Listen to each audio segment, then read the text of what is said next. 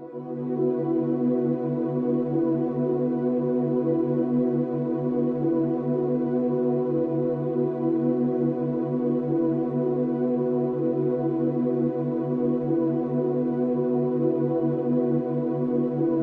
the 21st century, the world is experiencing difficult times. No matter how one chooses to look at things or how much of a positive attitude one tries to adopt, there is still a great deal of uncertainty amongst most people in regards to the future, and many of those who have taken the time to investigate and who are aware of such things see the situation as hopeless, and many feel powerless in the face of the New World Order Leviathan that is ever more quickly engulfing our civilization. Yet the reality is that people are not powerless at all. In fact, quite the opposite is true, for there is a very simple and effective way to stop the New World Order in its tracks.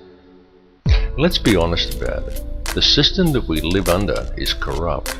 It's rotten to the core. It's about self-service, and it's run by psychopaths and criminals, and everyone knows it. And they get away with it, and the world continues along in this dysfunctional manner, simply because we let it continue. So stop going along with it. Understand that the way to bring about real change in the world is through non-compliance to the system. And many ask, what is non-compliance? Does this mean I should quit my job and burn all my money? And the answer to any questions such as these is no, of course not.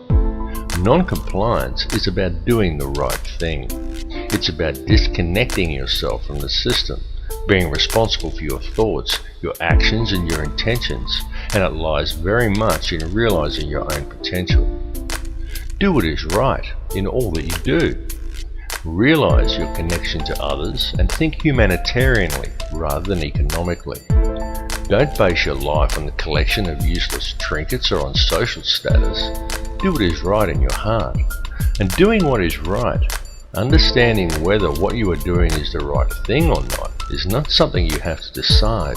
It's something that you already know in your heart if you would just look and be honest with yourself.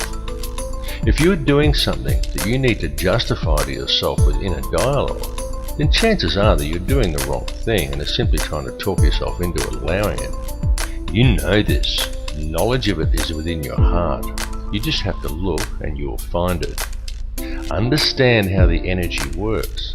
Be aware of the energy you are drawing into yourself, of what you are manifesting with that energy, and what type of energy you are contributing back to the energy supply for others to draw upon. This is truly how it works. Realize your potential as a human being. Forget the imaginary restraints that have been placed before you by the academic system and the limitations you are told exist by science and religious teachings, and look at the whole spectrum, because the fact is that each of these institutions functions only to compartmentalize knowledge. Each exists for the very purpose of limiting the scope of your understanding by locking you into a contained and restrictive paradigm. And until people begin to look beyond such imposed limitations, open their minds and make the connections between religion and science, they are never going to make the connections to themselves, to this reality, and to the Creator that men have called God. But to do this, and to gain a real understanding, requires both acceptance and self-responsibility. It requires that people act in a proactive manner. There are many who find such things difficult, those who would prefer someone else to come and save them. Yet such people desire the impossible, for they desire to be delivered into salvation and utopia without ever understanding the true nature of their world or even themselves. And this is very often due to the limitations of an imposed belief system. Now you can talk to those who embrace religion. You can sit them down and you can talk to them about God and about Satan, and they will converse with you eagerly, and they all very much believe in such things. But as soon as you put things like science, galactic laws, numerology or astrotheology into the equation, many just shut off. They say it's God's will, and they sit back and they wait for Armageddon. And some will even go so far as to say the pursuit of such higher understandings is demonic. And though on a different level, it's the same with many scientists. They understand the mechanics of it all, but many refuse to add spirituality into the picture and only adhere to laws that can be applied on a mechanical level. Both approaches are inherently flawed because neither will consider the arguments of the other, and both refuse to take into account, allow for, and even embrace the true nature of feelings and emotions. Yet feeling and emotion is the key to it all. Feeling and emotion is the language that is used to create and to mold reality. Feeling and emotion is the true nature of prayer, and it is also the language by which man may communicate with the Creator. What is the true nature of that divine entity that man has named God? The Creator is the intelligence that underlies all, the fabric that permeates all realities. The Creator exists as one, a single consciousness that is in essence a duality, both male and female, the Alpha and the Omega.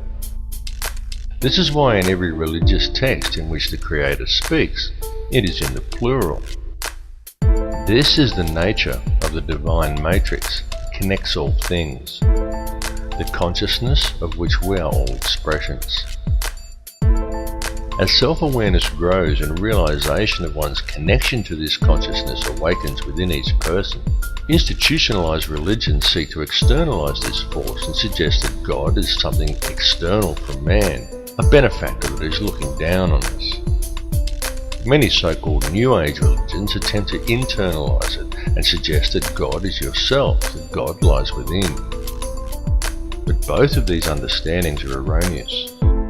Every being in creation, both you and I and every other person in this reality, is an eternal living soul expression of God, of the consciousness of the Alpha and Omega, just as every soul is male-female in nature. Yet despite this, our world, our species and our consciousness is today rampant with division and distrust that is wholly illusionary and has been deliberately engineered into being. The manufactured creation of an institutionalized society.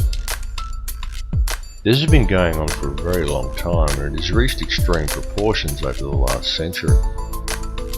During this time, man as a species has been shifted so far from his center and so far away from true reality that we have almost completely lost our humanity.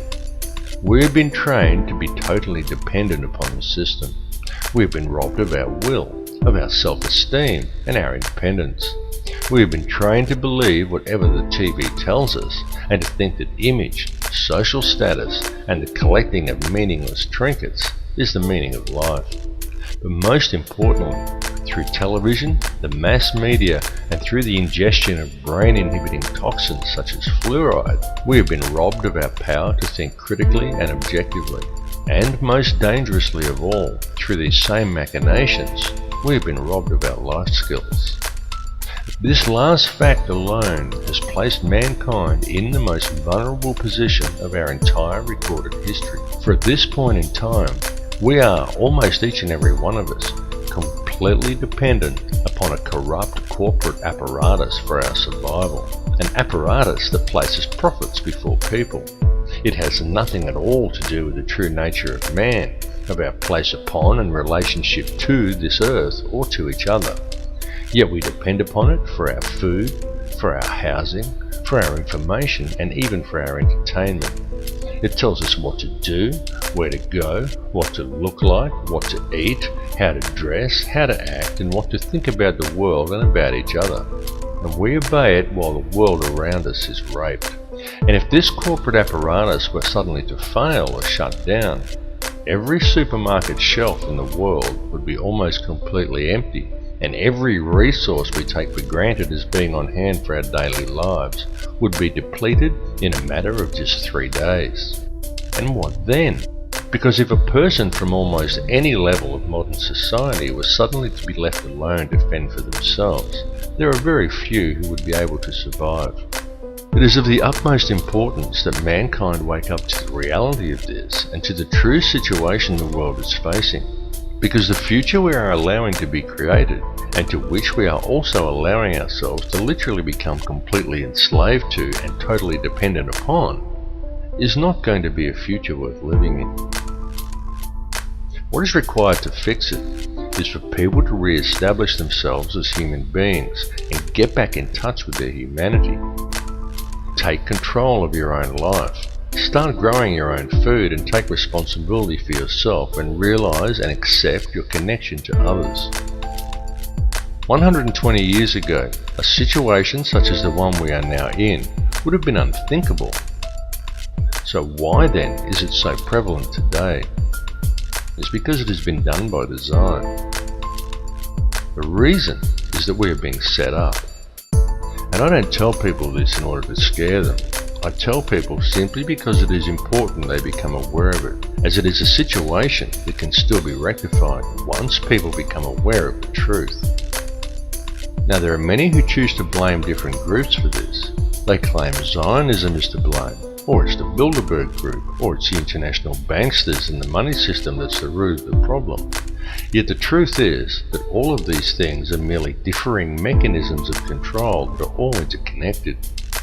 Certainly the money system is the head of the snake that's used to control it all, including the people.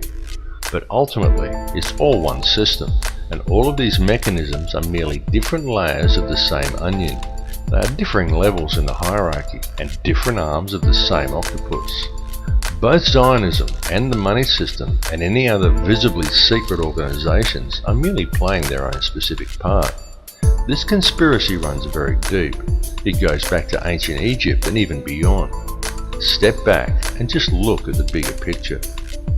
As I've repeatedly said in other films, there is a ruling bloodline that exists on this earth. It is very old and it has always ruled the earth. It is to this bloodline that the Bavarian Illuminati appears to have allied itself with some 230 years ago.